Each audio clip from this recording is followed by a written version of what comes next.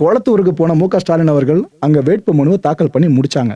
முடிச்ச கையோடு வண்டியில, இந்த ஓப்பன் வண்டி தான் அது, மேல நின்னபடியே மக்களுக்கு கையசைச்சு அவருக்கு ஃபுல்லா வழிநடிக மக்கள் உற்சாக வரவேற்பு கொடுத்தாங்க. அவரும் சந்தோஷத்துல லயிச்சாரு.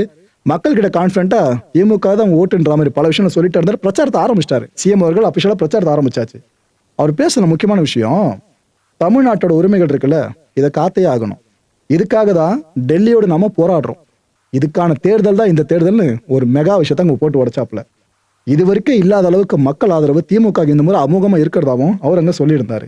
இது கூட இன்னொரு ஈவெண்ட் ஒன்று நடந்துச்சு. அது என்னன்னா, நம்ம குளத்தூர் நம்ம முதல்வர் அப்படின்னு சொல்லிட்டு ஒரு புத்தகம், ஒரு சாதனை புத்தகம்.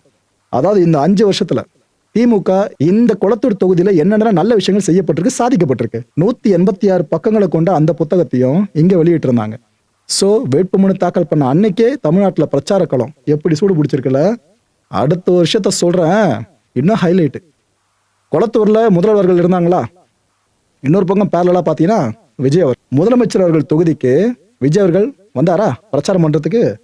என்ன கூட்டம், அந்த அளவுக்கு கிரௌடு மக்களே. அங்க விஜய் அவர்கள் வேட்புமனு தாக்கல் பண்ணி முடிச்சுட்டு பரப்புரை ஆரம்பிச்ச கையோடு அவர் மக்களை பார்த்து சொன்ன ஒரு விஷயம் என்ன தெரியுமா, ஒரே ஒரு முறை எனக்கு வாய்ப்பு கொடுங்க அப்படின்னு கேட்டிருந்தாப்புல. இவர் இந்த பக்கம் ஃபுல்லா வாக்கு வங்கி நிரப்புறது சார்ந்த வேலைகளை ஈடுபட ஆரம்பிச்சிட்டாரு. ஆனா இன்னொரு பக்கம் என்ன பேரலா நடக்குது, இவரை பார்க்குற ஆர்வத்துல பல பேரும் உயரமான பகுதிகளுக்கு ஏறுவாங்கல்ல, அது இப்பயும் பார்க்க முடியுது.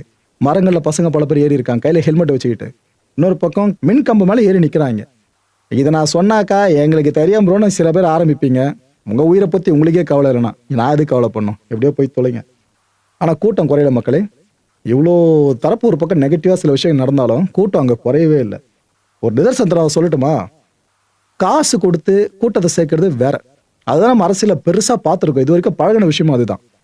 ஆனா காசு 1 பைசா இறைக்காம கூட்டம் இவ்வளவு கூடுதுனாக்கா இது ஒரு மேஜிக் தான். ஒரு சிலருக்கு மட்டும் தான் அது நடக்கும். அது விஜய் அவர்களுக்கு நடந்திருக்க மாதிரி இருக்கு.